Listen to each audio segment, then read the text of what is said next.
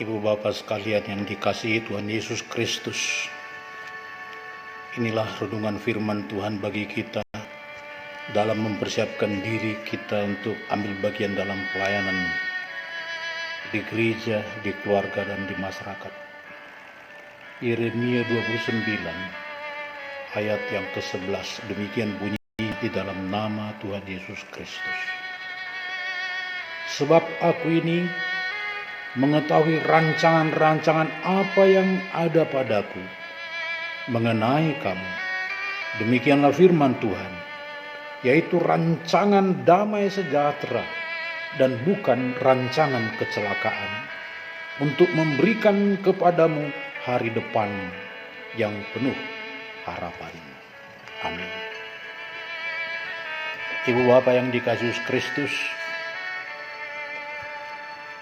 dalam hidup ini tidak ada yang sia-sia. Bila semuanya itu dapat kita rangkumkan dalam rancangan Tuhan, kita serahkan dalam rancangan damai sejahtera Tuhan. Pada zaman dulu kala, belum ada yang bisa menemukan apa fungsi organ tubuh usus buntu bagi tubuh manusia. Usus buntu tersebut dianggap sebagai bagian tubuh yang tidak ada fungsinya.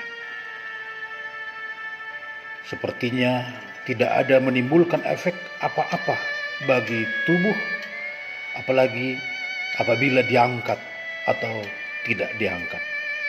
Namun ternyata bila usus buntu terkena radang atau infeksi, ini akan berbahaya bagi kesehatan manusia. Hal ini membuat bingung para peneliti. Ada beberapa orang menghubungkan dengan proses evolusi manusia, di mana usus buntu memiliki fungsi tertentu bagi nenek moyang manusia saat itu. Tetapi pada manusia zaman sekarang sudah tidak berfungsi lagi oleh karena evolusi. Tentu saja hal itu tidak dapat dibuktikan kebenarannya. Belakangan ini baru diketahui ternyata usus buntu mempunyai peran dalam sistem kekebalan tubuh, yaitu sebagai gudang bakteri baik bagi tubuh manusia. Ibu bapa yang dikasihi Yesus Kristus, Tuhan memiliki rencana dalam tubuh kita sekecil itu, jauh tersembunyi. Dan setiap manusia diciptakan Tuhan dengan banyak keahlian yang tersimpan di dalam dirinya. Sebab tidak ada seorang pun yang diciptakan Tuhan tanpa suatu fungsi. Rick Warren berkata, manusia tercipta untuk kemuliaan Tuhan.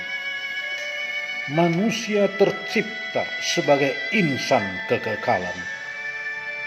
Jadi, kita dapat berpikir manusia itu adalah makhluk yang amat dirancang bangun oleh Tuhan untuk satu kesempatan menjalankan maksud rencana Tuhan. Ibu bapa yang dikasihi Yesus Kristus, ada beberapa orang yang merasa bahwa keberadaan mereka hanya sekedar lewat saja di dalam dunia. Mereka menganggap bahwa kehidupan ini hampa dan tidak ada gunanya. Kasus ini sering terjadi secara psikologi bagi orang yang semakin berusia lanjut. Merasa tersisihkan, tertekan, tidak mampu, dan kurang diperhatikan.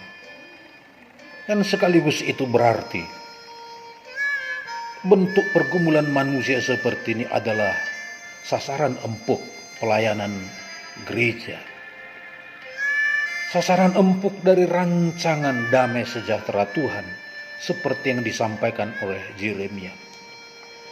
Nabi ini dikenal sebagai nabi yang menuliskan ratapan Kemungkinan dia adalah orang yang melankolik, mengalami banyak sekali tekanan-tekanan, bahkan merasa dirinya sebagai seseorang yang pantas menangis dan meratap.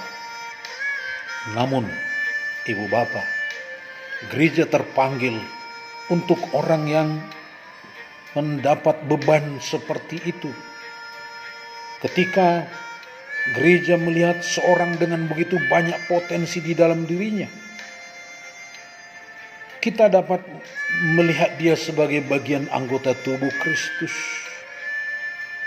dan ambil bagian dalam pelayanan kalau Roh Kudus bekerja dan menempatkan dia. Saat seseorang belum menemukan potensi diri dan belum mengenal rancang bangun dari damai sejahtera Tuhan baginya, dia merasa bahwa hidup ini tidak berarti. Bahkan ada beberapa orang yang menganggap dirinya tak berguna, beban, bahkan sebagai sampah. Hal ini terjadi karena kebanyakan orang masih kurang menyadari bahwa maksud dan tujuan Tuhan dalam dirinya. Yeremia menyadarinya sebagai rancang bangun damai sejahtera dari Tuhan. Seperti halnya usus buntu yang keberadaannya dianggap tidak berguna. Namun karena ketekunan para ilmuwan yang tidak pernah berhenti untuk meneliti kegunaan usus buntu, kini cap yang diberikan sebagai bagian tubuh yang tidak memiliki fungsi sudah hilang. Kita juga harus demikian.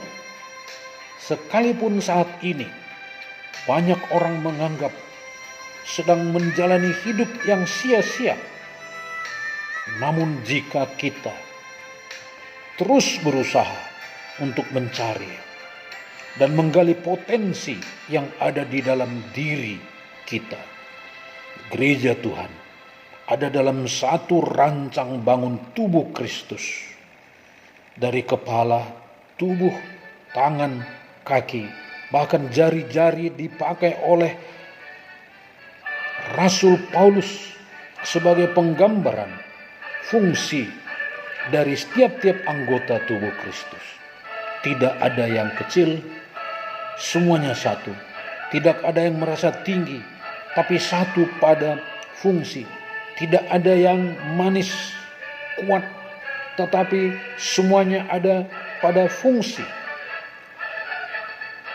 Orang percaya perlu berjuang dan jangan menyerah dalam mencari emas tersembunyi yang ada di dalam diri kita, di dalam anggota jemaat.